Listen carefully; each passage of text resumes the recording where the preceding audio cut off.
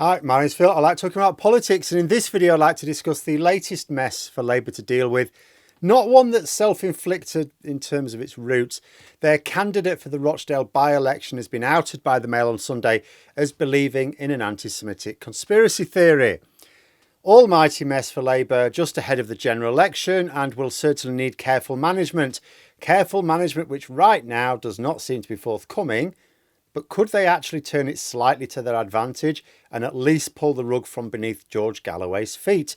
But first, if you'd like to be notified of daily news and politics, please subscribe to the channel. So, although the main by-election focus for this month is this week, Wellingborough and Kingswood, they're the really interesting ones, aren't they? But there is a by-election in Rochdale vying for attention as well. This one is happening at the end of the month. It was caused by the sad death of the previous Labour MP. It's a very safe Labour seat. Shouldn't really be notable at all. I shouldn't even be talking about it. But there are a couple of major points of interest which may actually cancel each other out. First of all, George Galloway, the left-wing Nigel Farage. In some ways worse than Farage, because although Farage is a racist grifter, doesn't actually employ physical violence as Galloway did in his last outing in Batley and Spen. Although that being said, because the media platform Farage, he ends up doing more actual damage. But in that by-election of 2021, Galloway came very close to letting the Tories win by splitting the Labour vote. Labour was still rebuilding, Starmer was still working on making his party electable. It was a vulnerable time for them, and thanks to a well-run campaign and getting the right candidate, Labour squeaked through, and the rest is history. With Galloway trying to divide people in Rochdale, he was onto a bit of a loser in one sense. Labour are now much stronger. Rochdale is a stronger Labour area, and this by-election was going to be won by Labour all day long. Like the general election itself, it was going to be a fairly unpleasant campaign for all involved, but ultimately Labour would win. That is not to say, however, that George Galloway would not see the opportunity to cause damage. He is using the by-election to try to weaponise the siege of Gaza against Labour. Remember, people like Galloway use the behaviour of Netanyahu's government not against the Tories, but against Jewish communities in Britain who've got nothing to do with it, and against Labour. And Galloway let the cat out of the bag that he's batting for the Tories by saying last week that he came within 300 votes of winning in Batley and Spen. In reality, Galloway finished a distant third in Batley and Spen, but the Tory candidate came with, well, fairly close to 300 votes. So he's been clear whose side he's on here. But beyond poking at more wounds in Labour, Galloway couldn't really achieve much more this month. No chance of splitting the vote enough to let the Tories win. And of course, it's laughably ridiculous that anyone thinks that the central theme for a British by-election be a war in the Middle East, which we're not even taking part in, and nor is anyone arguing that we should be taking part in it. The very epitome of pointless politics. But then things took a bad turn when the Mail on Sunday has reported, it came out last night, but the Mail on Sunday today reported, a recording they have of Labour's candidate, Aar Ali, saying that he thought the Israeli government were behind the October 7th massacre. Now, this is a common anti-Semitic conspiracy theory, which not only tries to downplay the role of Hamas, but it turns it into an attack on the Jewish state. It claims that the Israeli authorities knew that the attack was going to happen. They knew all about it, had all the details, and they just basically opened the gate, let it happen, in order to justify a full-scale invasion of Gaza. So, yeah. Now, the recordings have not been published, as far as I can tell, but Ali has apologised for the comments in them. No one is denying them, so we can take it for granted that the Mail's report is true. Now, in terms of how Labour could deal with this, they can't replace the candidate. It's too late. The deadline has passed over a week ago. Obviously, whoever had this recording had no intention of letting it be published until it was too late for Labour to act. The only way any party can replace a candidate is if their candidate dies. You cannot just fill in a form that says, sorry, they did a racism, can we have a new one, please? However, Labour still have options. They're not great options, but they have options. So Ali has apologised. He's clearly not put forward this conspiracy theory publicly. Labour can decide that he remains their candidate, that he should learn lessons. Indeed, that's what they have said. and carry on as normal. And for, up until now, that is the impression Labour are giving. They've not said anything to discount that. If people are saying, oh, Labour are going to try and tough this out and stick by Ali, nothing Labour are saying is gainsaying that. Another spectacular failure of Labour comms, if you ask me. Pat McFadden, who's Labour's campaign manager, for goodness sake, said that Ali would be Labour's candidate at the next election. I assume he just meant the by-election, not the general election. Everything certainly seems set for Ali to back, for Labour to back Ali and continue backing him. I do not know how that works, especially as Labour have withdrawn the whip for less than this. But in my view, Labour realistically need to drop him.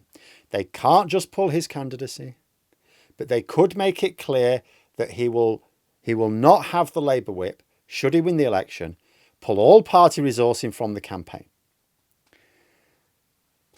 How hard is that? But the whole thing was really odd as well. There were reports everywhere. Everyone was reporting on it this morning.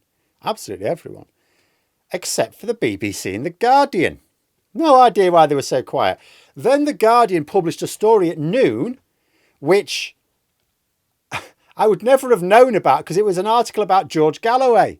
No mention of what's going on with the Labour candidate, except in the article in the second part of it. And then the BBC only published the story much later. As things currently stand, and this story could move, I'm recording it as late as I dare, but, there's still time between me recording it and it being published. And of course, time between it being published and you watching it. It's not really clear what Labour are doing. I didn't think it was being reported. I thought at one point it was being reported that Labour are dropping him. It turns out I misunderstood. So as far as I can tell, Labour are leaving themselves wide open to backing a candidate who has claimed that the Israeli authorities deliberately allowed the genocide of their own people in order to instigate one of their own in Gaza. Now, I'm not really bothered so much about maligning Netanyahu or his cronies, but it's the feeding conspiracy theories in what is a very sensitive subject.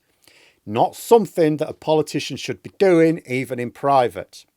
It's also not credible to suppose that someone who believed this would suddenly change their mind about it. People will interpret the apology as one of political expediency, not the result of an epiphany. In point of fact, Labour were not the only party to have an issue with a racist candidate. The Green Party have cut ties with their candidate due to Islamophobic comments this time, surfacing from their intended pick. So what should really have been a straightforward by-election, it's getting very messy, isn't it? Although at least the Green Party have binned their candidate. Labour have not yet come out to make the position clear. Could be one of those cases where they do come out with the right decision later on. And it's one of these things where Starmer has this habit of making sure he discusses things with all stakeholders. He doesn't want to be seen as a dictatorial leader. And this is fine for most situations. But I mean, in an emergency, can you please make the decision? The longer Labour leave it, the more likely people are to judge that when they do make that decision, it's because they back down due to pressure rather than wanting to do the right thing. That's a whole, that opens up a line of attack from the Tories, which you cannot then close. Has the potential to undo a lot of the work Starmer and Labour have done on fighting anti-Semitism in particular. Also, if they drop Ali, it pulls the rug from under George Galloway a bit, doesn't it? Because granted, it means the election becomes a right mess and a toss-up and who knows who wins. But what would Galloway be campaigning for? Because at the moment he's campaigning as an anti-Labour vote because of Labour's Gaza position. But Labour wouldn't be standing in a practical sense.